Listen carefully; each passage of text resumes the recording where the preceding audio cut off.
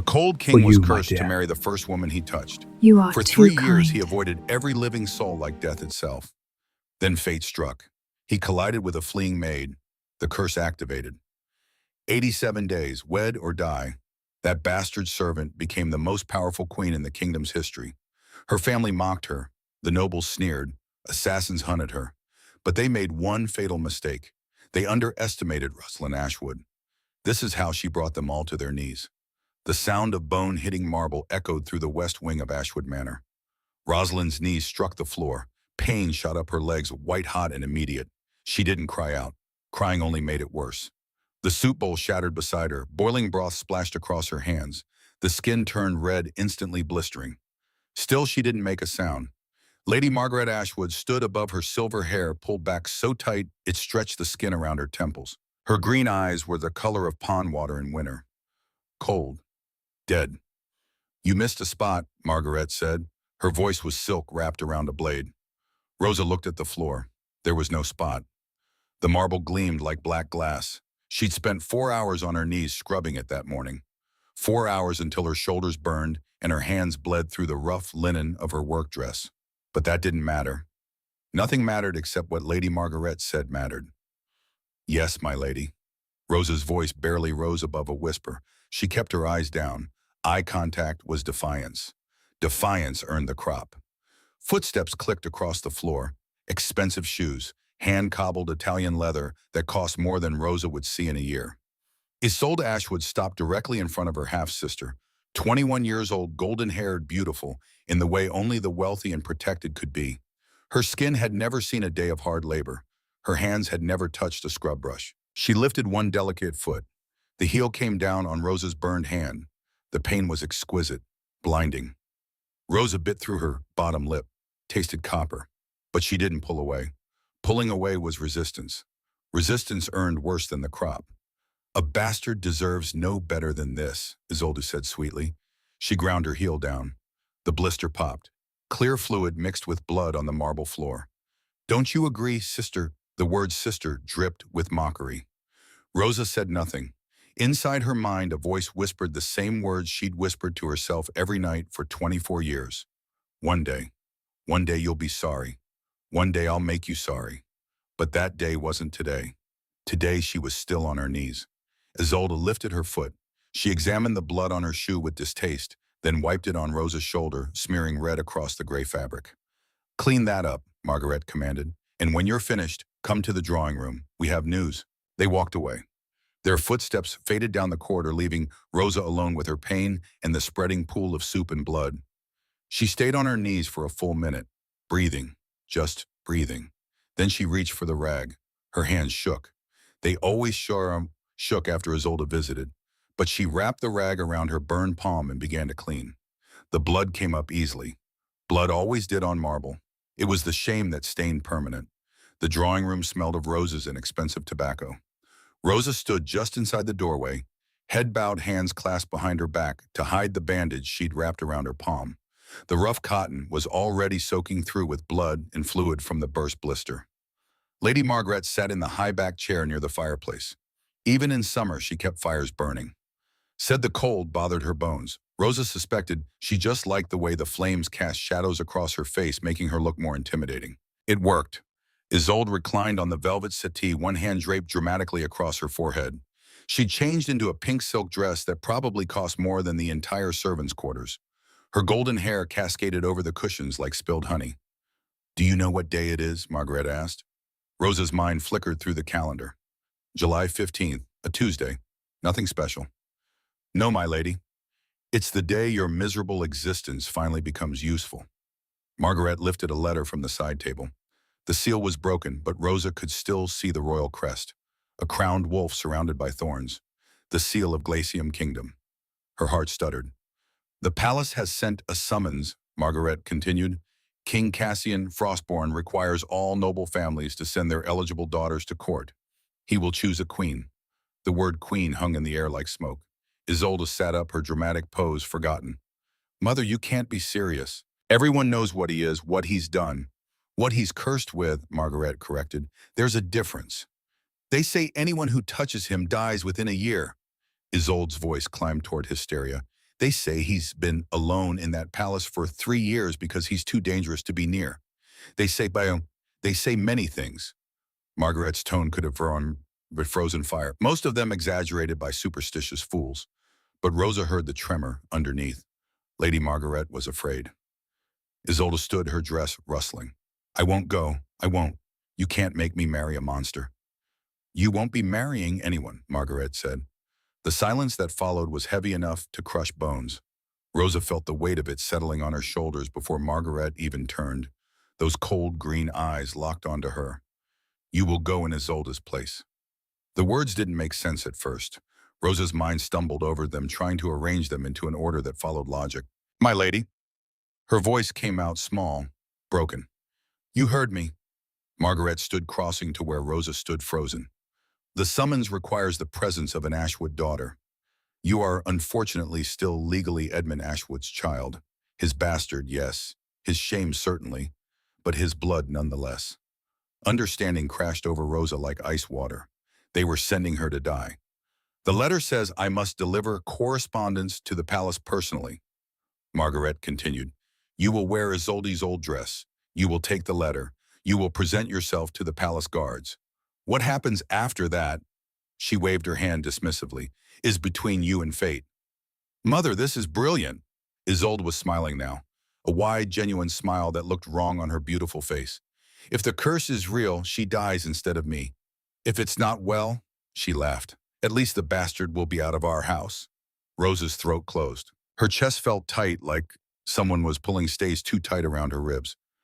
Please, she whispered. Please don't make me. The slap came fast. Margaret's palm connected with Rosa's cheek hard enough to snap her head sideways. Stars burst behind her eyes. You will do as you're told, Margaret hissed. You are nothing. You have always been nothing. Your mother was a whore who seduced my husband, and you are the living reminder of his weakness. If you can die to protect my daughter, to protect our family name, then you will die and count yourself blessed to finally be useful. Rosa's cheek throbbed. She could taste blood again from where her teeth had cut the inside of her mouth. And if I refuse, the words came out before she could stop them. Defiance. Stupid, foolish defiance. Margaret leaned in close. Her breath smelled of peppermint and malice. Then I will have you thrown into the street tonight with nothing but the clothes on your back. No references. No money, no name. You'll be dead in a week, but it will be a much slower, uglier death than whatever the king might give you. She straightened, smoothing her skirts. The choice is yours, of course. We're not monsters. Her smile was all teeth. Go to the palace tomorrow morning. Deliver the letter, face the curse, or leave tonight and face the streets. Isolde giggled. The sound was bright and terrible.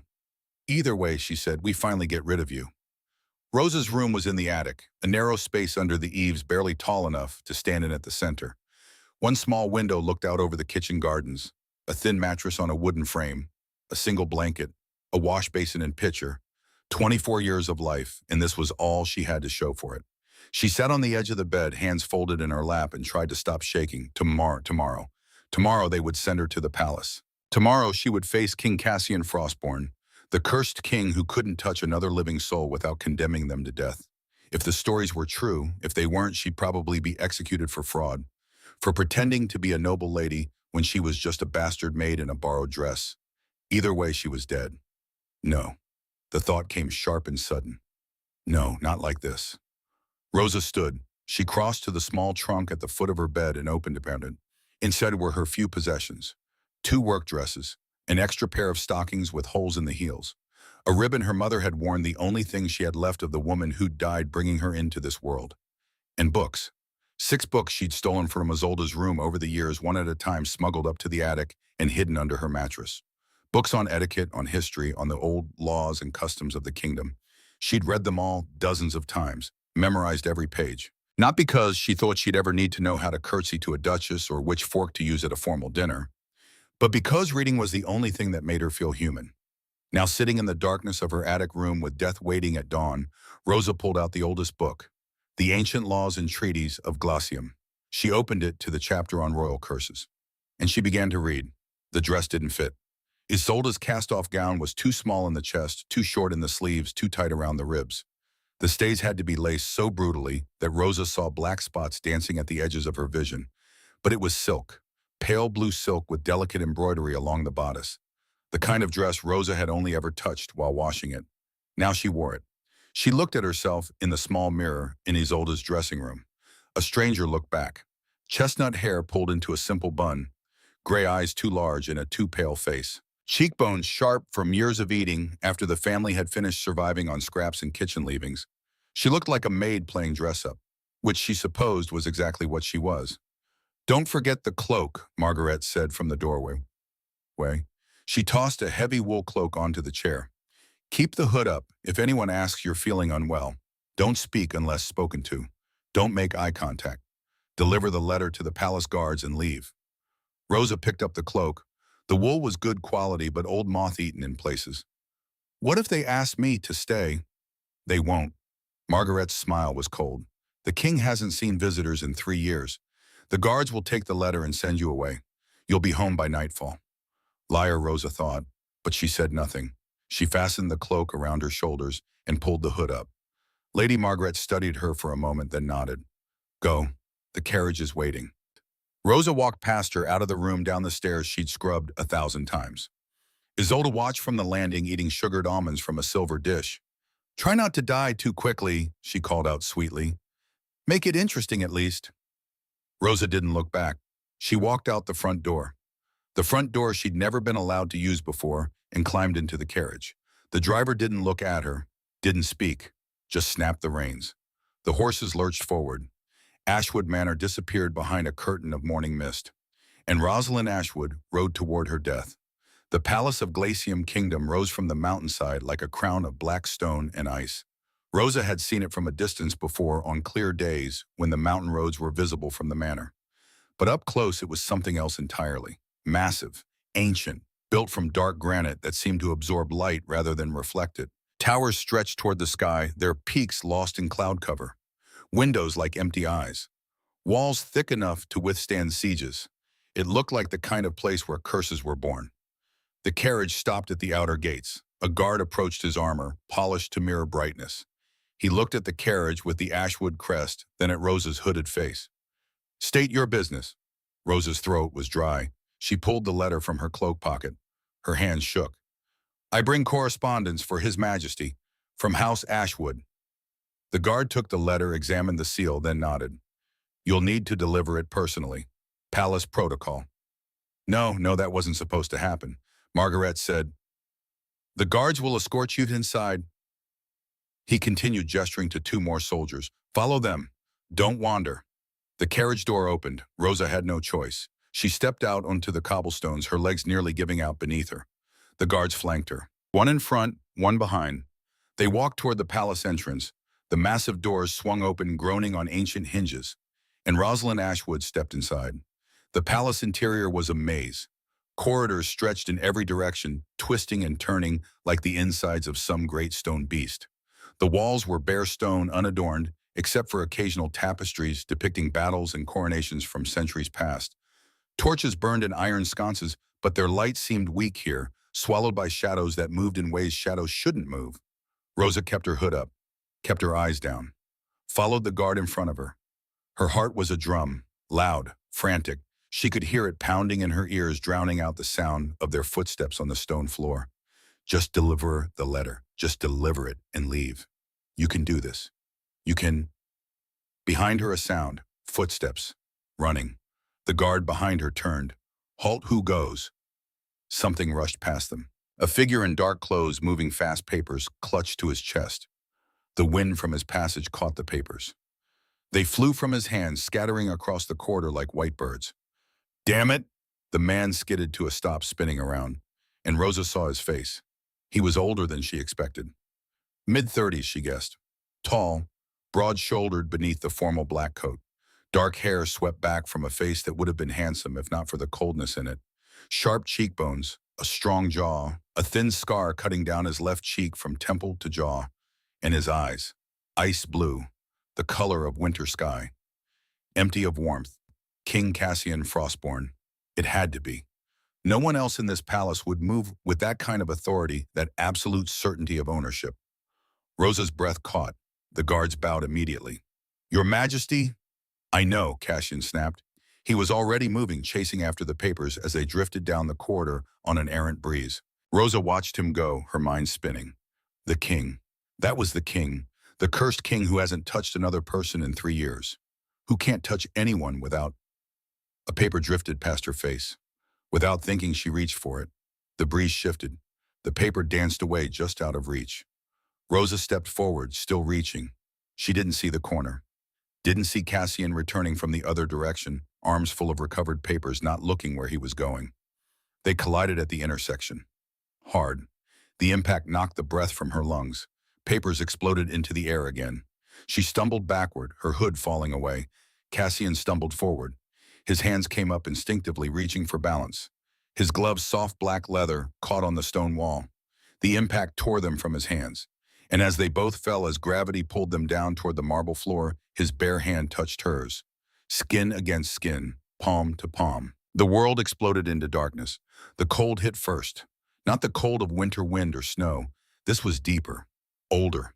The cold of the space between stars. The cold of the void. It rushed through Rosa's veins like liquid nitrogen, freezing her from the inside out. She tried to scream, couldn't. Her lungs had stopped working. Light erupted from the point where their hands met. Not white light, not golden. Black light, if such a thing could exist. Darkness made visible. Shadows given form. It spread up her arm, down her chest, across her face, and it burned. Ice that burned like fire. Fire that froze like ice. Somewhere distant, she heard shouting. Voices raised in alarm, footsteps running. But she couldn't move, couldn't breathe, couldn't do anything except feel the darkness spreading through her body like ink through water. This is it, she thought dimly. This is how I die. Then as suddenly as it began, the darkness receded. The cold vanished. She could breathe again. Rosa gasped, drawing in air like a drowning woman breaking the surface. Her chest heaved. Her whole body shook. She was on the floor. Marble pressed cold against her back. The ceiling swam above her, stone arches spinning. Someone was gripping her shoulders, shaking her. Breathe, a voice commanded. Just breathe. She focused on the voice, followed it back to consciousness. King Cassian knelt over her, his bare hands on her shoulders. His ice blue eyes were wide with something that looked like horror. What? She tried to speak. Her voice was a broken rasp. Don't talk. He looked up, shouting at someone beyond her field of vision. Get Aldebrand, now. Footsteps pounded away. Cassian looked back down at her. His jaw was clenched, so tight she could see the muscle jumping in his cheek. Who are you? He demanded. Rosa tried to sit up. Her body didn't want to obey. Everything felt wrong, too heavy, too light, like she was floating and drowning at the same time. She swallowed, tried again. I'm nobody. I'm just... Look at your wrist. She didn't want to, but his tone left no room for argument. Slowly she lifted her right hand. A mark had appeared on her inner wrist. Intricate patterns of frost and ice woven together in an impossible design. Silver white against her skin, glowing faintly with its own light. Beautiful and terrible. It didn't look like a brand or a tattoo. It looked like it had grown there, like it was part of her now. What is this? She whispered. Cassian held up his own wrist. The same mark, identical, glowing on his skin like a twin star. The curse, he said. His voice was flat, empty. It's activated. The royal physician arrived within minutes. Aldebrand was ancient, bent with age, his beard white as fresh snow. But his hands were steady as he examined the marks on their wrists, muttering in a language Rosa didn't recognize. They'd moved to a side chamber. A small room with stone walls and a fireplace that wasn't lit. Guards stood at the door, their hands on their sword hilts. Rosa sat in a chair, trying not to shake, trying not to think about the mark on her wrist or the way it pulsed faintly in time with her heartbeat. Cassian paced, back and forth, a caged wolf. Finally, Aldebrand straightened. Your Majesty, he said quietly, the curse has chosen. The words fell into the room like stones into a well. Cassian stopped pacing. Explain. 3 years ago, Morgravine the sorceress placed a binding curse upon you. The terms were clear. The first woman whose bare skin touched yours would become bound to you by fate. You would have 90 days to marry her. If you refused, or if the marriage did not take place within that time, we both die, Cassian finished. I remember. Aldebrand nodded gravely. The frost marks are proof. The curse has activated. The countdown has begun. 90 days, Rosa thought numbly. 90 days and then I die. How many days? Cassian's voice was cold as the mark on his skin. I need to consult my text to be certain, but based on the intensity of the marks. Aldebrand pulled a small device from his robes, some kind of compass, but instead of pointing north, the needle spun wildly before settling. 87 days, Your Majesty. 87 days until the curse completes. Silence, Rosa. Rosa couldn't breathe again. 87 days, less than 3 months. She thought she was going to die today. This was worse. This was dying slowly, watching the days count down like sand through an hourglass. Cassian finally turned to look at her. Really look at her. His gaze swept over her face, her borrowed dress, her work-roughened hands. She saw the exact moment he registered what she was. You're a servant. It wasn't a question. Rosa's throat closed. She nodded. From which house? Ashwood, Your Majesty. Ashwood, he said the name like it tasted bitter. And they sent you here, why, to deliver a letter to spy. To die, she whispered. The words hung in the air. Cassian stared at her. For a moment, something flickered in those cold eyes. Something that might have been understanding. Or pity. Then it was gone. What's your name? Rosalind. Rosalind Ashwood. But everyone calls me Rosa. Rosalind Ashwood. He tested the name. And you're a servant in House Ashwood? Not a daughter. She hesitated. Then decided truth was all she had left. I'm both. My father was Lord Edmund Ashwood. My mother was a maid. I'm his bastard. His shame. They sent me here in place of my half-sister because they thought the curse would kill me and better a bastard die than a legitimate heir. Silence. Aldebrand made a small sound of distress. Cassian's expression didn't change, but his hands curled into fists at his sides. So your family, he said slowly, sent you here to die in their place. Yes, Your Majesty. And you came anyway. I didn't have a choice. It was this or the streets. You always have a choice. Not when you're nothing, Rosa said. The words came out sharper than she intended. Bitter. Not when you're a bastard who's been told her whole life that her only value is in dying quietly when convenient. Cassian studied her for a long moment. Then he turned to Aldebrand. Is there any way to break the curse without marriage? The old physician shook his head. I've spent 3 years researching, Your Majesty. The only way to break Morgravine's curse is marriage. True marriage. Before the 87 days are complete. And if we marry, the curse is fulfilled. It breaks. You both live. And if we don't, Aldebrand's silence was answer enough. Cassian closed his eyes, drew in a long breath, let it out slowly. When he opened his eyes again, they were empty of everything except resignation. He crossed to where Rosa sat and looked down at her. Stand up. She stood. Her legs shook but held. They were almost the same height. She could see the faint lines around his eyes, the silver threading through his dark hair at the temples. Could see the scar on his cheek up close, an old wound long healed. Could see that he was just a man, a tired, angry, lonely man. I won't let you die, Cassian said quietly.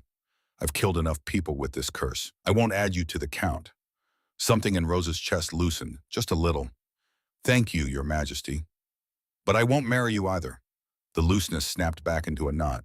We'll find another way, Cassian continued. Aldebrand will research. I'll consult every scholar and mage in the kingdom. There has to be another solution. A loophole. Something. He stepped back, creating distance between them. Until then, you'll stay in the palace. You'll be given quarters, food, clothing, whatever you need. But you are not my betrothed. You are not my future queen. You are... He trailed off, searching for the right word. A prisoner, Rosa finished softly. Cassian's jaw tightened. A guest, he corrected. An unwilling guest, but a guest nonetheless. And if we don't find another way, if the 87 days run out and we haven't broken the curse, then I'll marry you. His voice was ice, because the alternative is condemning you to death for a curse that's my burden to bear. And I won't do that. He turned to the guards. Buck her to the east wing. Give her one of the guest suites. Make sure she has everything she needs. Yes, Your Majesty. And send word to House Ashwood. Tell them their daughter is staying at the palace, indefinitely.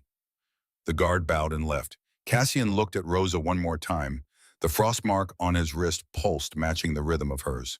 I'm sorry, he said. I'm sorry you got pulled into this. I'm sorry your family used you as a sacrifice. And I'm sorry that touching me has condemned you to 87 days of uncertainty.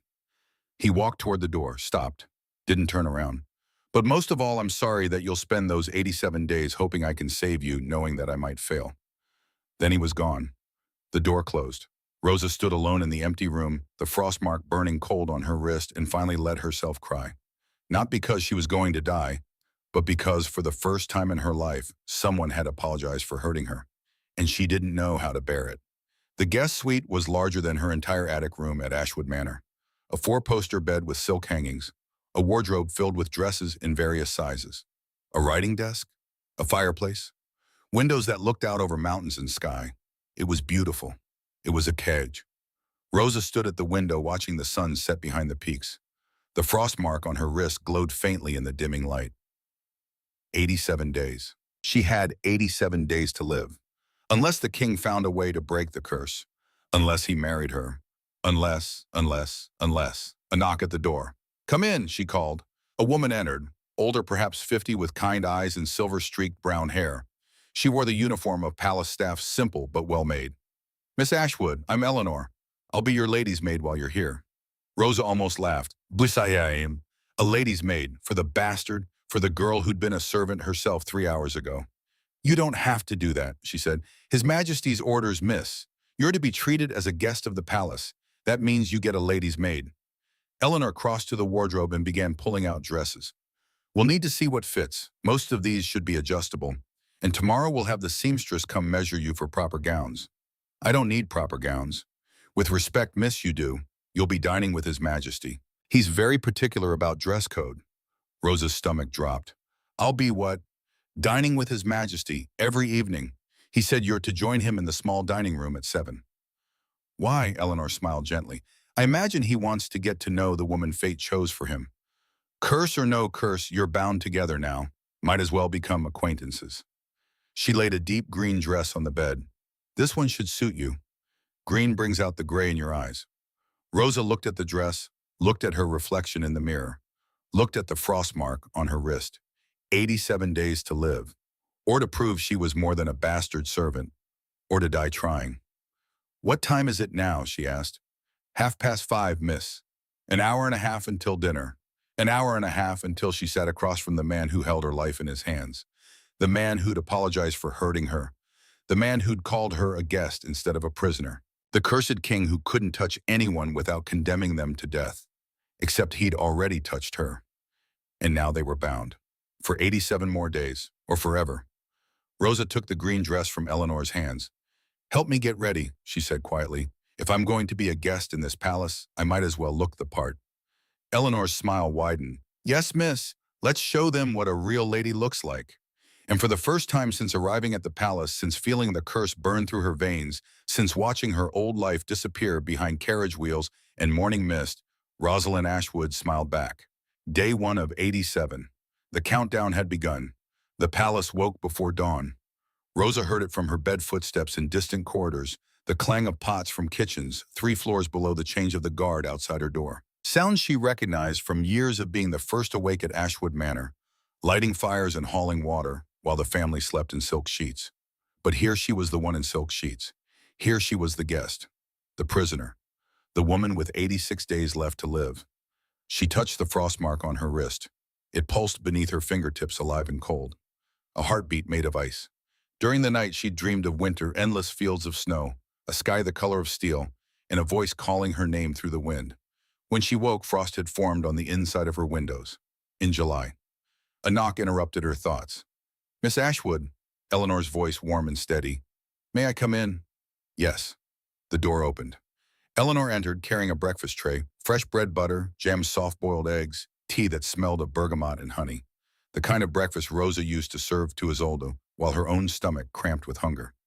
"Eat quickly, miss. Sir Aldwyn will be here in an hour to begin your lessons." Rosa sat up. Lessons. His Majesty's orders. If you're to remain in the palace, you need to know how to conduct yourself in court. Eleanor set the tray on the bedside table. Etiquette, protocol, the proper forms of address, how to walk, how to sit, how to speak to nobles without causing offense. "I know how to speak to nobles," Rosa said quietly. "I spent 24 years doing it. You keep your head down, your voice soft, and you agree with everything they say." Eleanor's expression softened. "That's how a servant speaks to nobles, miss. Now you need to learn how a lady speaks to them. A lady. The word felt foreign in her mouth, like trying on clothes that didn't fit. But she ate the breakfast, drank the tea, let Eleanor help her into a day dress of soft gray wool that made her eyes look like storm clouds. And when Sir Aldwin arrived, a thin man with silver hair and a measuring gaze, she stood straight and met his eyes. "Miss Ashwood," he said, "let's begin." Days 2 through 5 blurred together. Walking lessons. How to glide instead of trudge. How to hold her shoulders back, her chin level. Rosa's feet ached from the unfamiliar shoes, her back burned from maintaining perfect posture. But she remembered. She remembered everything. That was her gift. Her curse. The thing that had made her valuable to Lord Ashwood when he needed someone to memorize his correspondence, useless to Lady Margaret when she wanted a daughter who could forget. Eidetic memory. Perfect recall. Sir Aldwin would demonstrate a curtsy once. Rosa would execute it perfectly on the second try. He would recite the ranking of noble houses. She would repeat them back without error. He would explain the 17 different forms of formal address depending on rank, gender, and occasion. She would absorb them like a sponge absorbing water. By day 3, he stopped looking surprised. By day 4, he started testing her with increasingly obscure protocol. By day 5, he smiled. "You're a quick study, Miss Ashwood." "I've had practice," she said. "I used to steal my sister's etiquette books, read them by candlelight after everyone slept." Why? The question caught her off guard. Why had she read them? She'd known she'd never need proper etiquette, known she'd never attend balls or dinners or court functions, known she was destined to die in the attic room where she'd been born a bastard daughter no one wanted. "'Cause," she said slowly, "it made me feel like I could be someone else, even if just in my head." Sir Aldwin studied her for a long moment. "You're not someone else, Miss Ashwood. You're exactly who you've always been. The palace is simply giving you the chance to show it." That night, alone in her room, Rosa cried, not from sadness, from something she couldn't name. Day 6, 81 days remaining. The small dining room was intimate by palace standards. Only one long table seating for 12. Crystal chandeliers. Windows overlooking the mountain valleys. Tapestries depicting hunting scenes, wolves bringing down stags, hawks, striking doves. Rosa sat at one end of the table. King Cassian sat at the other. 30 feet of polished wood separated them. It might as well have been 30 miles. He hadn't looked at her when she entered, hadn't acknowledged her presence. Just continued reading the documents spread before him, a glass of dark wine untouched at his elbow. Servants brought the first course, soup creamy and pale in bowls rimmed with gold. Rosa picked up her spoon. The right spoon, the soup spoon, the one on the outside. She'd memorized the order. Soup, fish, salad, meat, dessert. Outside to inside. Simple. She ate in silence. Cassian read in silence. The only sounds were silver on china and the crackling of the fire. 10 minutes passed. 20. Finally, Cassian set down his papers. "You read." Not a question, a statement. Rosa looked up, met those ice-blue eyes across the distance. "Yes, Your Majesty." "What do you read? Anything I can find. History, law, poetry, whatever books I could steal from my sister's room without her noticing." "You stole books." "Yes. Why not simply ask for them?" The laugh escaped before she could stop it, bitter and sharp. "Your Majesty, I was a bastard servant in my father's house. I wasn't allowed to ask for anything. I took what I could when I could, and I was grateful for it." Cassian's expression didn't change, but something shifted in his eyes. "What's the last book you read?" She didn't have to think about it. "The Ancient Laws and Treaties of Glacium, second edition, published in the reign of King Aldous III. That book is 300 years old. 347 years old. The second edition was published 16 years after the first because the original contained errors in the transcription of the Treaty of Frost and Fire." Silence. Cassian leaned back in his chair, studying her with an intensity that made her skin prickle. "You memorized it." "I memorize everything I read. I can't help it. My mind just holds on to things. Everything. Every word, every page. I can see them in my head like I'm reading them again." More silence. Then, "Recite the 7th clause of the Treaty of Frost and Fire." Rosa closed her eyes, saw the page in her mind, yellowed parchment ink, faded but legible. "In the event of transgression against the sacred bond, the offending party shall forfeit all claims to sovereignty and submit to the judgment of the assembled houses with no appeal saved to the gods themselves. She opened her eyes. Cassian was staring at her. That's correct, he said quietly, word for word. I told you, I remember everything. That's, he trailed off, shook his head. That's remarkable. Is it? Rosa set down her spoon. I'm cursed to die in 81 days, Your Majesty.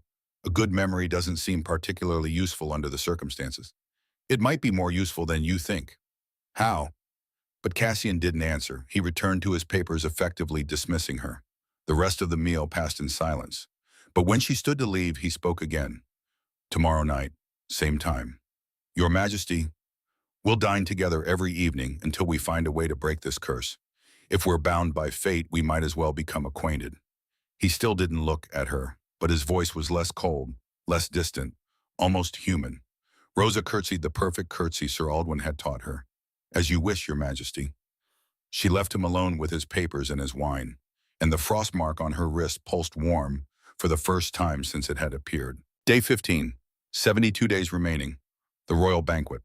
Rosa had hoped to avoid it, hoped Cassian would let her remain in the shadows safe from the scrutiny of the court. Instead, he insisted she attend. You're not a secret, he'd said at dinner the night before. You're the woman bound to me by curse. They need to see you, to accept you, to understand that you're not going anywhere.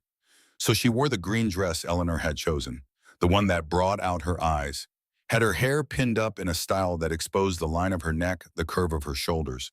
Looked in the mirror and saw a stranger. A lady, not a servant. The banquet hall was a cavern of light and sound, hundreds of candles in crystal chandeliers, tables laden with food, roasted meats, glazed fruits, elaborate pastries shaped like swans and roses, musicians playing in the gallery above, nobles in their finest clothes, jewels winking like captured stars. Rosa entered on Cassian's arm. Every head turned, the music faltered, then resumed, but the whispers didn't stop. That's her, the bastard. I heard she used magic to trap him. Poor man, to be cursed with her. Rosa's face burned, but she kept walking, kept her spine straight, kept her expression neutral. Cassian leaned down, his mouth near her ear. Ignore them. You're worth 10 of anyone in this room. I'm a servant wearing borrowed clothes. You're a woman with perfect memory and a spine of steel. The clothes are just decoration. He led her to the high table, seated her at his right hand, the place of honor, the place where a queen would sit. The nobles stared, some with curiosity, some with disdain, some with calculation, already wondering how to use her or use her connection to the king. Dinner began. Rosa ate carefully, used the correct utensils, maintained perfect posture. Engaged in polite conversation with the Duchess on her right, a woman with kind eyes and gray hair who asked about her interests instead of her parentage. She was doing well. The wine arrived. A servant poured for her, red wine deep as blood. Rosa lifted the glass, took a sip. It tasted wrong, bitter underneath the fruit, sharp in a way wine shouldn't be. She set the glass down, looked up, and saw a servant she didn't recognize watching her with knowing eyes.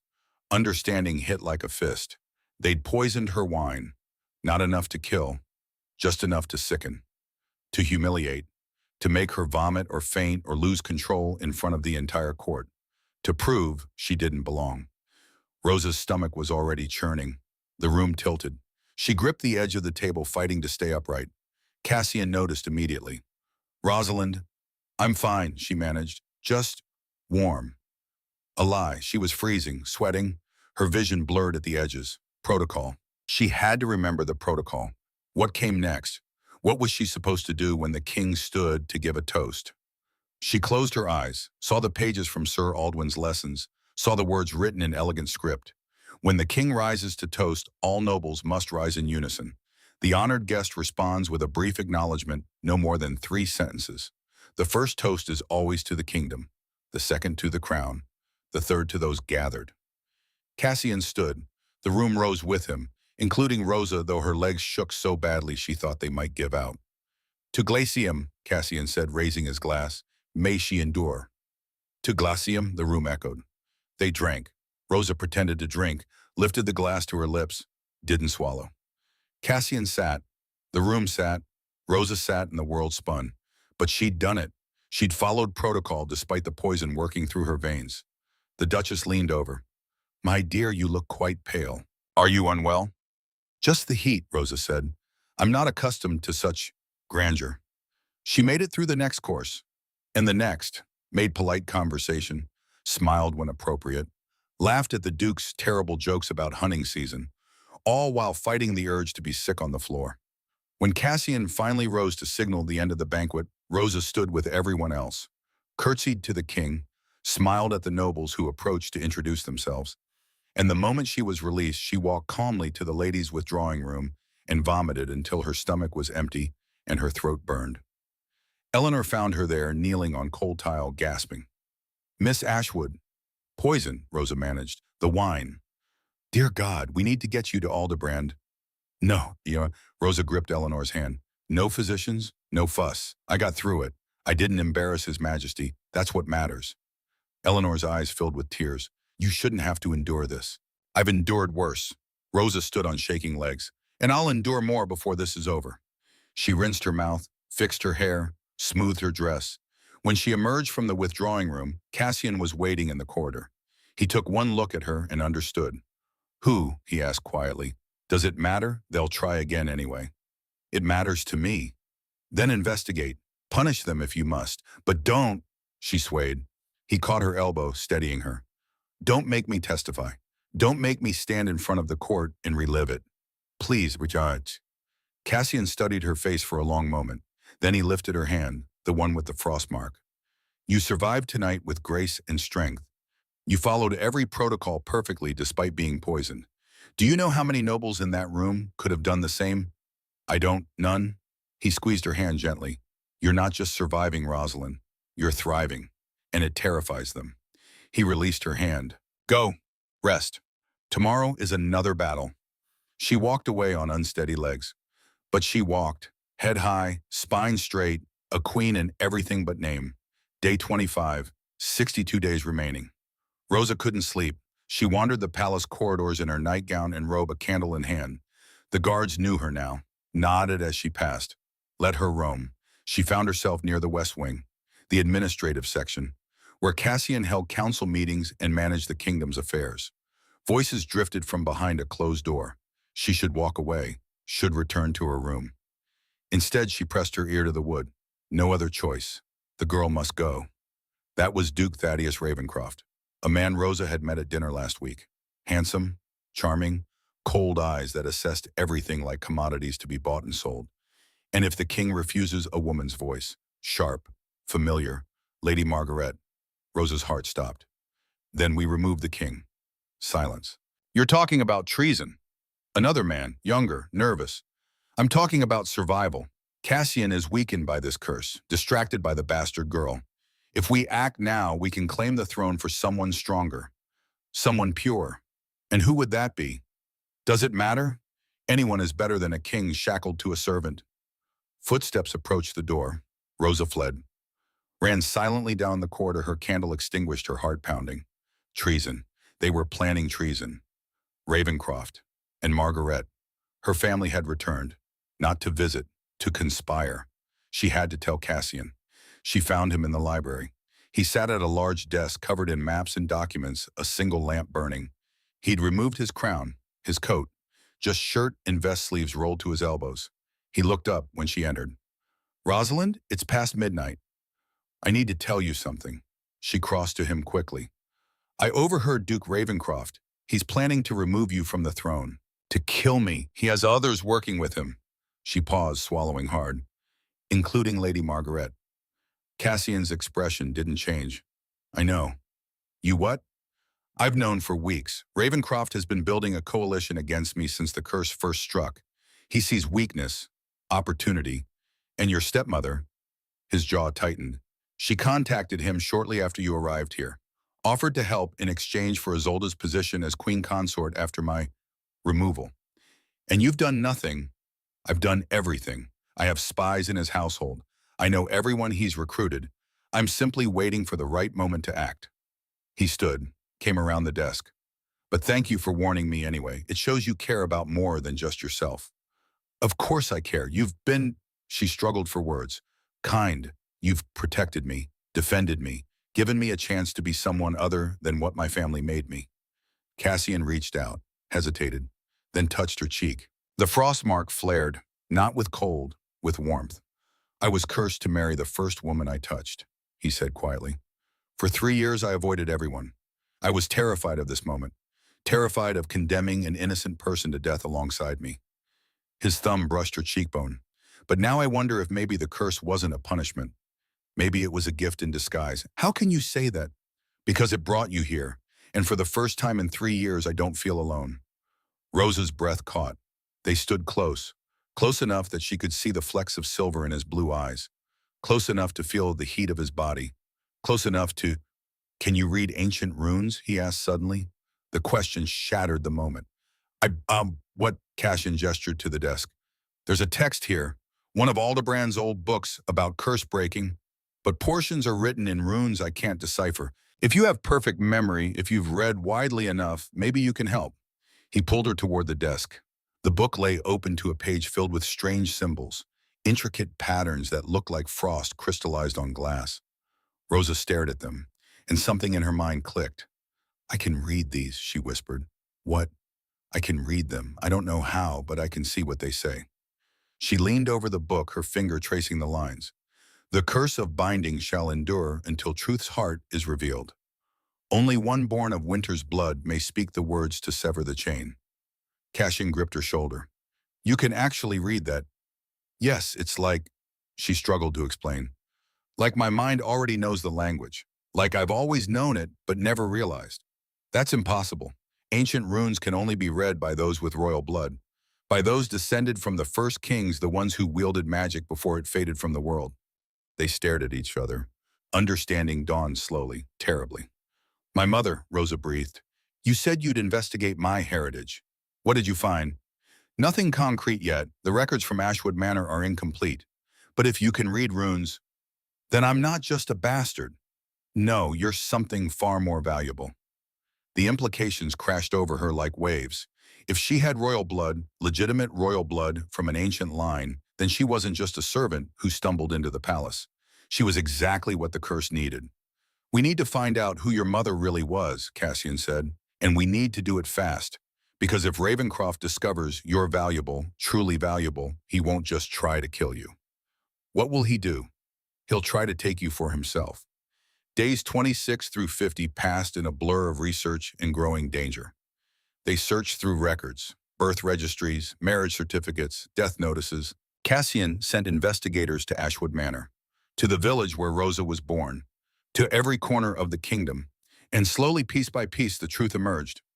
Rosa's mother wasn't a maid named Miriam. She was Miriam Wintermere, last surviving princess of the Wintermere dynasty, a royal line that had fallen during the Blood Wars 40 years ago. She'd hidden herself as a servant to escape assassination, had fallen in love with Edmund Ashwood, had died giving birth to their child, a child who carried the last drops of Wintermere blood in her veins. Rosa sat in the library surrounded by documents that proved her heritage and felt like she was looking at someone else's life. I'm a princess, she said numbly. You are. Cassian stood at the window looking out at the mountains, the last of a fallen house, which means you have more legitimate claim to royalty than half the nobles currently sitting in my court. Does Lady Margareta know? I suspect she discovered it years ago and decided to bury it. Because if people knew you were Wintermere, they'd ask questions about why you were treated as a servant. They'd investigate, and they'd discover she'd been suppressing a royal heir. So she made me a bastard, made me nothing, to protect herself, and to protect Isolde. If you'd been recognized, you would have outranked her socially. You would have had access to education, marriage prospects, wealth. Rosa laughed. The sound was broken. I could have had a life. You still can. Cassian turned from the window. We have proof now, witnesses, documents. We can legitimize you, give you the name and title you were born to. What good will that do? I still have. She glanced at the frost mark. It had spread further up her arm, now darker than before. 37 days left. We're working on that too. The runes you translated mentioned truth's heart. If we can figure out what that means. A knock interrupted them. One of Cassian's advisors entered, his face pale. Your Majesty, Duke Ravencroft has invoked the hunt of proving. Ancient tradition demands your participation. He specifically requested that Miss Ashwood attend as well. Cassian's jaw tightened. When? 3 weeks hence, Your Majesty. 3 weeks. That would put them at, Rosa did the math, day 84, only 3 days before the curse deadline. It's a trap, she whispered. I know. Cassian dismissed the advisor with a wave. But we have no choice. To refuse would signal fear, weakness. It would give Ravencroft the excuse he needs to challenge my authority openly. Then I won't go. If you don't go, they'll say I'm hiding you, that I'm ashamed of you, that I know you're unworthy. I don't care what they say. I do. Cassian crossed to her, took her hands in his. The frost marks pulsed where their skin touched. We have 3 weeks to prepare, to gather evidence, to be ready for whatever Ravencroft plans. And if we're not ready, his smile was cold, dangerous, then Duke Ravencroft will learn what happens to those who threaten what's mine. The 3 weeks passed in a heartbeat. Day 84 arrived with gray skies and the smell of rain. The hunting party assembled at dawn. 30 nobles on horseback, servants with eyes and weapons, beaters to flush game from the underbrush. Duke Ravencroft sat astride a white stallion, magnificent in hunting greens. He smiled when he saw Rosa approach on her smaller mare. Miss Ashwood, how delightful that you could join us. Your first royal hunt, I believe. Yes, your grace, she said quietly. Cassian appeared beside her on a black destrier that looked more like a war machine than a horse. He wore hunting leather, a crossbow strapped to his back, a knife at his belt. He looked like what he was, a king who'd survived 1,000 threats and would survive 1,000 more. Ravencroft, he said coldly, shall we begin? They rode into the forest, the trees closed around them like a fist. Oak and pine and birch, dense enough to block out the sun. The ground was soft with fallen needles, muffling the sound of hooves. Rosa rode between Cassian and one of his loyal knights, protected, safe, for now. An hour into the hunt, they split up. Different groups chasing different game, standard practice. Except Rosa noticed that somehow, through careful maneuvering, she'd been separated from Cassian. She was alone with Duke Ravencroft and 3 of his men, and someone else. Lady Margaret, dressed in riding habit, smiled coldly from her horse. Hello, Rosalind, she said. Surprised to see me. Rosa's blood ran cold. What are you doing here? The Duke was kind enough to extend an invitation. We have much to discuss about your situation.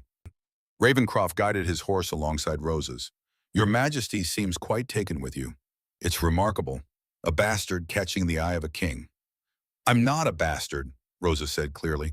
I'm Wintermere. Ah, yes, your supposed royal blood. Margaret laughed. Convenient, isn't it, that you suddenly discover you're a princess just when you need legitimacy? The documents are real. Documents can be forged. Ravencroft's hand moved toward the crossbow at his saddle.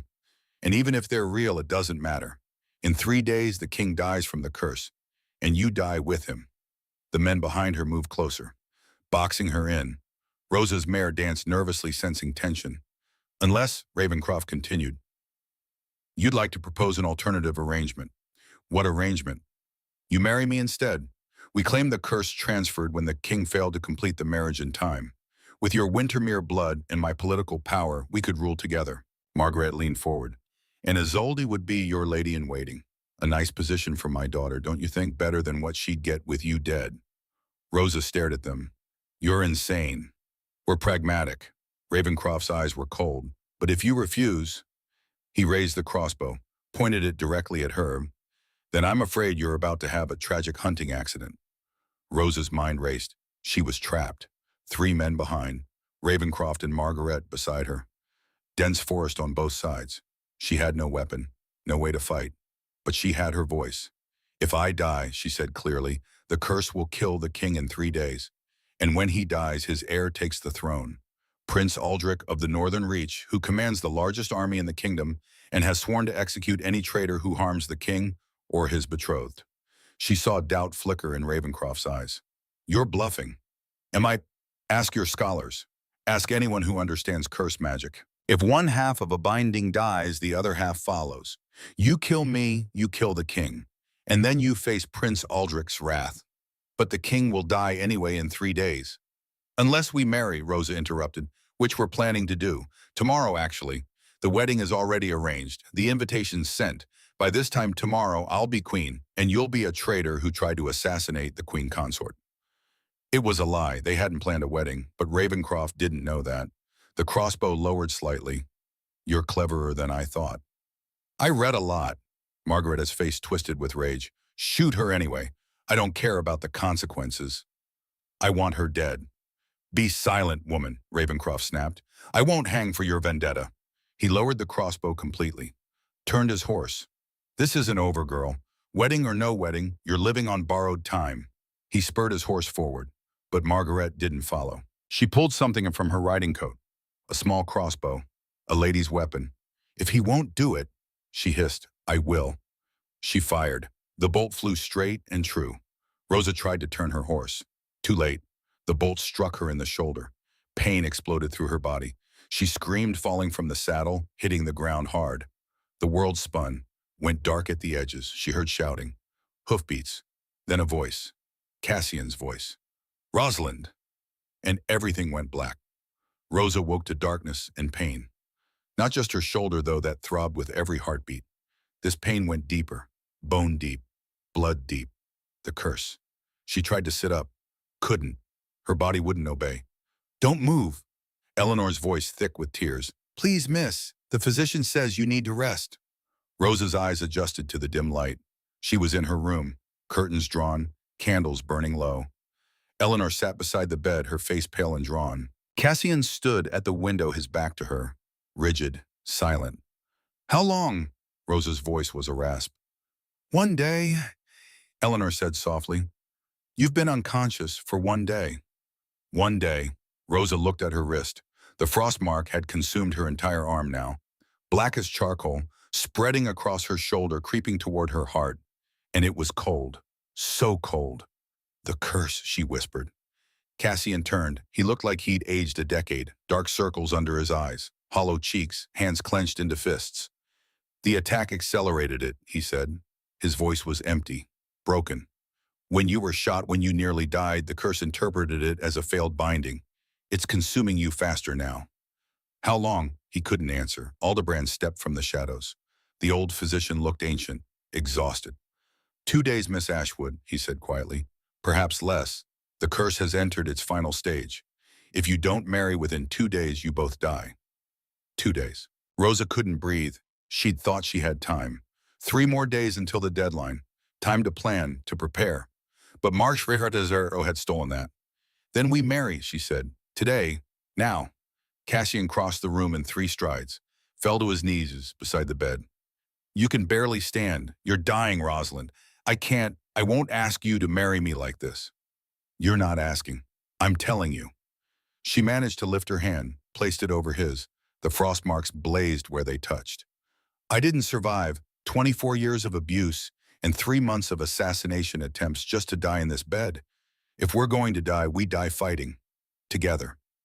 Tears slipped down Cassian's cheeks. I don't want you to die at all. Then marry me. She squeezed his hand. Marry me and we'll figure out the rest. He leaned forward, pressed his forehead to hers. Tomorrow, he breathed. We marry tomorrow. I'll arrange everything. Why not today? Because Ravencroft and Margaret are demanding an emergency council session. They're claiming you're too ill to consent to marriage, that I'm forcing you. They're trying to delay until the curse kills us both. He pulled back. His eyes were ice, fury barely contained. But I'm not letting them win. Tomorrow at noon we marry, with or without the council's blessing. And then, his smile was terrible. Then I deal with the traitors. The council chamber was a circle of judgment, the same room where this had all begun, where Cassian had first announced Rosa as his intended bride. Now she sat in one of those high-backed chairs, again wearing a borrowed dressing gown, because she was too weak to dress properly. Her skin was gray, her lips nearly blue, the frost mark visible at her collar spreading like black ice across her skin. She looked like death, and the council looked at her like she deserved it. Duke Ravencroft stood at the head of the table, magnificent in formal robes. Beside him, Lady Margaret, dressed in mourning black as if Rosa were already dead, and beside her, surprisingly as old, looking nervous, uncertain. Cassian sat across from them, his hand on the hilt of his sword, ready for violence. Let's begin, Ravencroft said smoothly. Your Majesty, we've called this emergency session out of concern. Concern for Miss Ashwood's well-being, and concern for the integrity of the crown. Get on with it, Cassian growled. Very well. Ravencroft pulled a document from his robes. We have evidence that Miss Ashwood is not who she claims to be. that her so-called royal heritage is a fabrication designed to legitimize a marriage that should never occur. He set the document on the table. This is Rosalind's birth certificate, the original obtained from the church records in her birth village. It clearly states Mother Miriam, father unknown. Margaret stepped forward and Edmund Ashwood claimed her out of pity. Nothing more. She has no Ashwood blood, no Windermere blood. She's a foundling, a nobody. Isolde's voice was small. Mother, that's not... Be silent, girl. But Isolde didn't stay silent. She stood up, her hands shaking. It's not true, she said louder. The birth certificate Mother showed you is a forgery. I helped her create it last week in secret. The room went silent. Ravencroft turned slowly. What did you say? I said it's a forgery. Isolde's voice cracked. Tears streamed down her face. Mother made me help her. She said if we could prove Rosalind was illegitimate, the king would have to choose me instead. She said I'd be queen, but She looked at Rosa. I can't do this anymore. I can't keep lying. Margaret's face went white with rage. You stupid, stupid girl. I'm sorry, Isolde sobbed. I'm sorry for everything. For the abuse, for the poison, for the arrow. I know you hate me, Rosalind. I deserve it. But I can't let Mother kill you. Not like this. She pulled something from her dress, the real birth certificate. This is the original. It clearly names Edmund Ashwood as father, and Miriam's full name, Miriam Elise Windermere of the Fallen House. She set it on the table with trembling hands. Rosalind is exactly who the king says she is. A princess, my sister. And I've spent my whole life hating her for being better than me. Cassian stood slowly, took the document, examined it. Then he looked at Ravencroft. Your evidence just collapsed. Anything else? Ravencroft's composure finally cracked. This is absurd. You're going to believe the girl's sister? Of course she'd lie to protect her.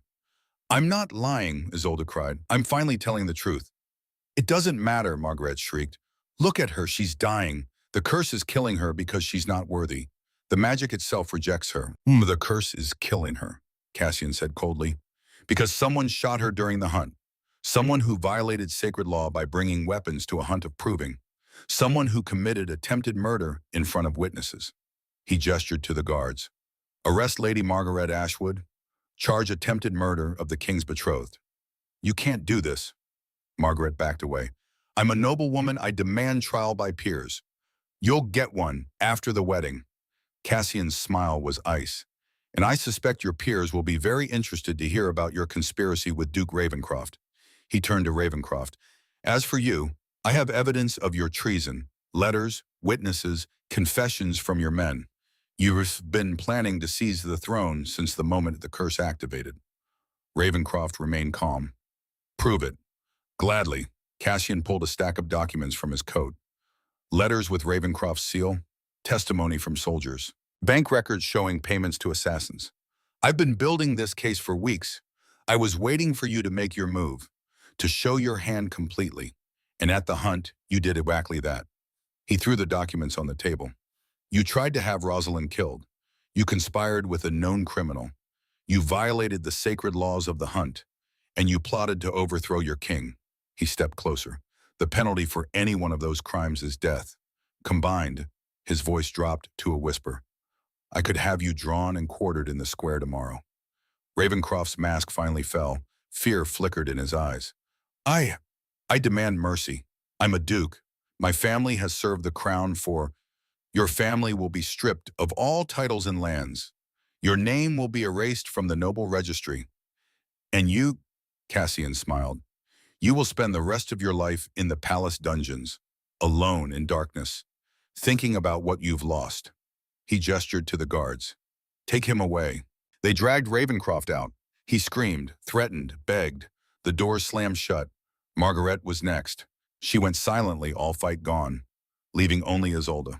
She stood alone, crying, looking lost. Cassian studied her for a long moment. You helped forge documents. You poisoned Rosalind at the banquet. You participated in multiple conspiracies. By rights, I should execute you alongside your mother. Isolde sank to her knees. I know. I deserve it. But you also just confessed, provided evidence, helped break your mother's plan. He glanced at Rosa. What would you have me do with her? Everyone looked at Rosa. She looked at her half-sister, the golden-haired beauty who'd tormented her for 24 years, who'd ground her heel into Rosa's burned hand, who'd laughed when Rosa was sent to die. She should want revenge, should want Isolde to suffer. But looking at her now broken, crying, genuinely remorseful Rosa felt only exhaustion. Exile, she said quietly. Strip her of the Ashwood name. Give her a new identity. Send her somewhere far from here to start over. Let her learn what it's like to be nobody. Cassian raised an eyebrow. That's more mercy than she deserves. I know, but I'm tired of carrying hatred. Rosa looked directly at Isolde. You spent your whole life jealous of me, hating me, and look where it got you.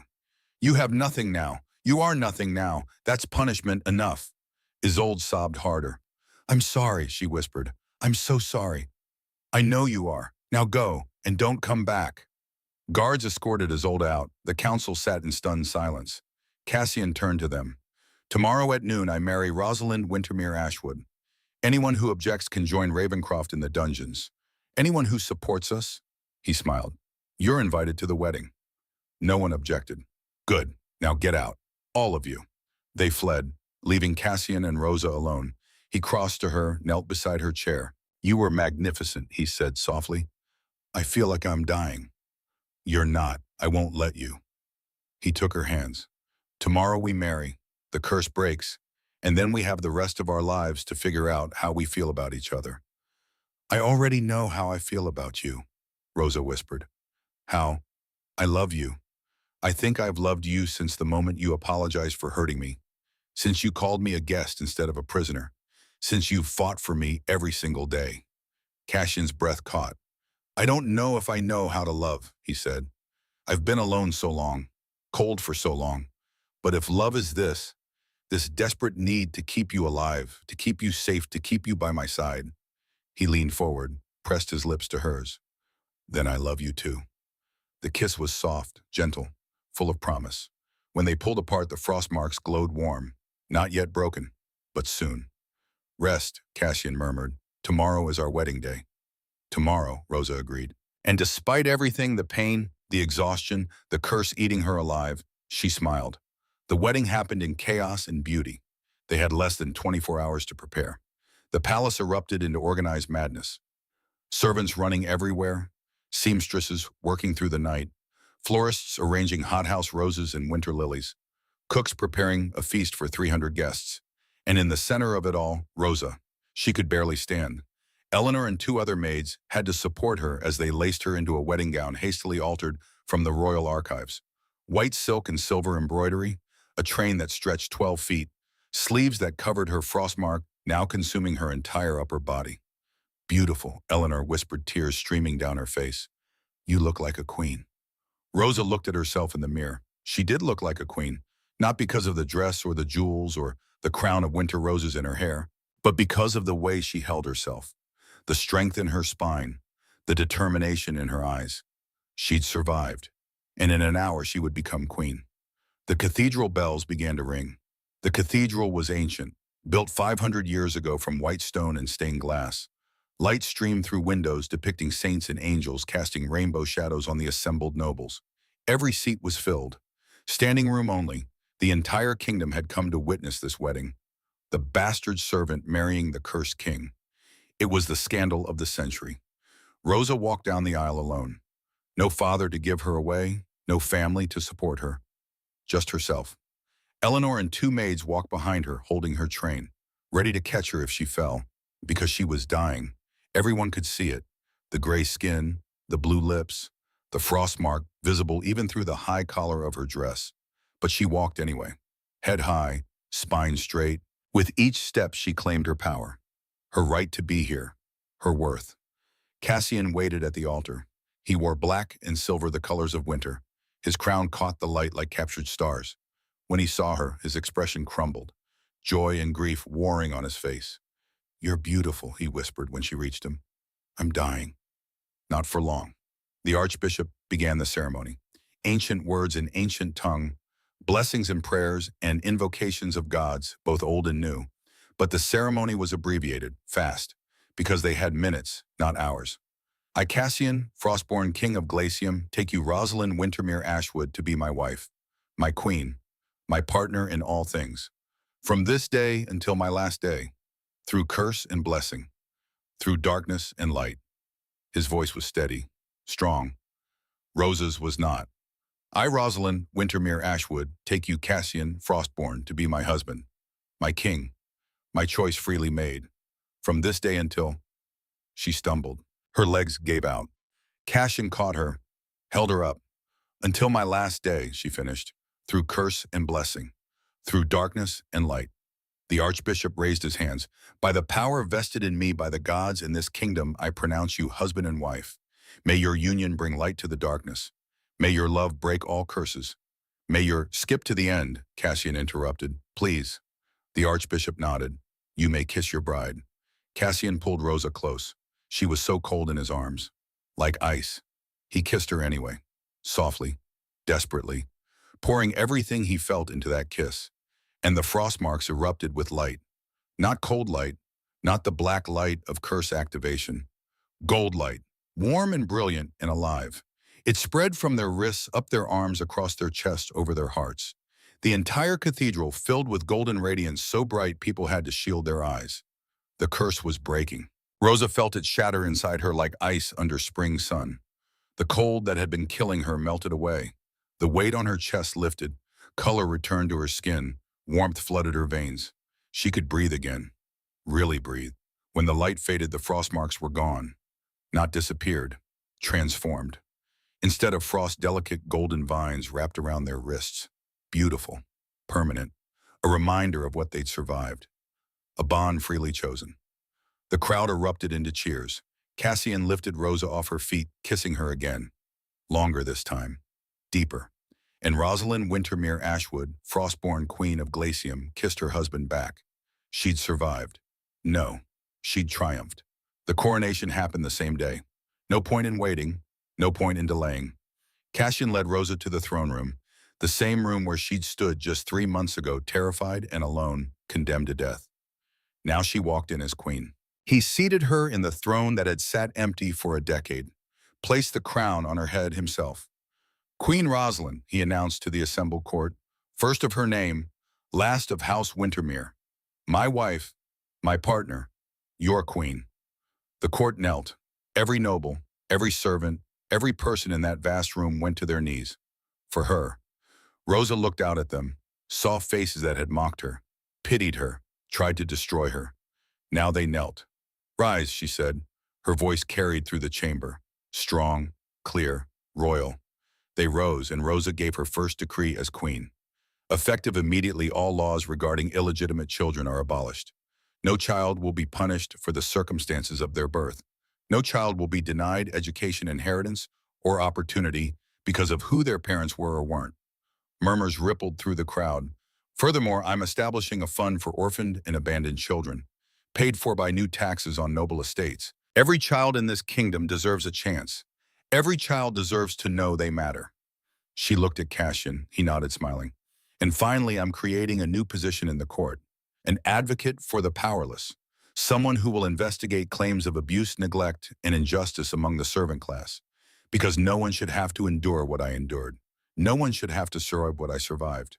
Not anymore. Not in my kingdom. The crowd was silent, stunned. Then from the back, someone started clapping. A servant, an older woman with work-worn hands. It spread through the other servants, through some of the nobles, through the guards at the doors, until the entire throne room thundered with applause. Cassian took her hand, squeezed it. Well done, my queen. Thank you, my king. And for the first time in her life, Rosalind felt like she was exactly where she belonged. 1 year later, winter had come to Glacium. True winter, not cursed cold, but natural snow. Clean and white and beautiful. The anniversary celebration of the royal wedding filled the palace with music and laughter. Rosa stood in the ballroom, her daughter sleeping peacefully in her arms. Princess Miriam, named for the grandmother she'd never known. She had her mother's gray eyes, her father's dark hair, and when she smiled, she looked like hope made flesh. Cassian swept up to them, elegant in formal wear. May I have this dance, my queen? I have my hands full, my king. Then dance with me anyway. He took Miriam gently, cradled her against his chest with one arm, offered his free hand to Rosa. They danced, slowly, carefully, a family moving as one. Round them, the court celebrated. Nobles in their finery, servants promoted to positions of honor, common people invited to celebrate with royalty for the first time in the kingdom's history. Change was happening, slowly, but inevitably. And at the center of it all, Rosa, the girl who'd been nothing, who'd become everything. A movement at the edge of the ballroom caught her eye, a servant, younger, golden-haired but worn-looking, carrying a tray of empty glasses. Isolde, she'd returned, not as a noble, but as she'd been sentenced a servant, working in the palace kitchens under a new name. She looked at Rosa, at the crown, at the baby, at the king holding them both, and Rosa saw it in her face, the moment of understanding, the realization that this was forever, that Rosa had won completely and utterly, that there was no going back. Isolde's eyes filled with tears, but she didn't look away. She held Rosa's gaze, and then slowly she curtsied. A servant's curtsy, deep, respectful, acknowledging her queen. Rosa inclined her head, just slightly, an acknowledgement in return. Then Isolde turned away, disappeared into the crowd, and Rosa felt peace. No triumph, no anger, no satisfaction, just peace. She'd won. But more importantly, she'd survived. She'd transformed. She'd become someone worthy of the crown she wore, not because of her blood, but because of her choices. "What are you thinking?" Cassian asked softly. Rosa looked up at him, at their daughter, at the golden vines around her wrist that had replaced the curse mark. "I'm thinking," she said, "that they called me a bastard my whole life. They said I was worthless, broken, undeserving of love or happiness or respect. And they were wrong about everything." She stood on her toes, kissed him, softly, sweetly. "I'm not broken. I'm not worthless. I'm not a mistake." "What are you then?" Rosa smiled, full and genuine and radiant. "I'm a queen, a wife, a mother, and most importantly," she looked around the ballroom, at the servants dancing alongside nobles, at the children of all stations playing together, at the kingdom she was helping to transform. "I'm exactly who I was always meant to be." The music swelled. The snow fell softly outside the windows, and Queen Rosalind Wintermere Ashwood Frostborn held her family close and knew with absolute certainty that she was finally home. The Cold King had been cursed to marry the first woman he touched. He'd accidentally collided with the fleeing maid. The curse activated. 87 days. Wed or die. But that maid wasn't just a servant. She was a survivor, a fighter, a queen in waiting. Together they broke the curse, defied fate, built a kingdom where love mattered more than bloodlines, where strength came from surviving, where queens could be born in attics and wear their scars like crowns. The story could have ended in tragedy. Instead, it ended in triumph. And the kingdom learned what real power looks like. Not the power of birth or title or wealth, but the power of choice, of resilience, of refusing to be broken by those who would see you destroyed. Rosalind Ashwood was sent to die. Instead, she became the queen who changed everything, and that made all the difference.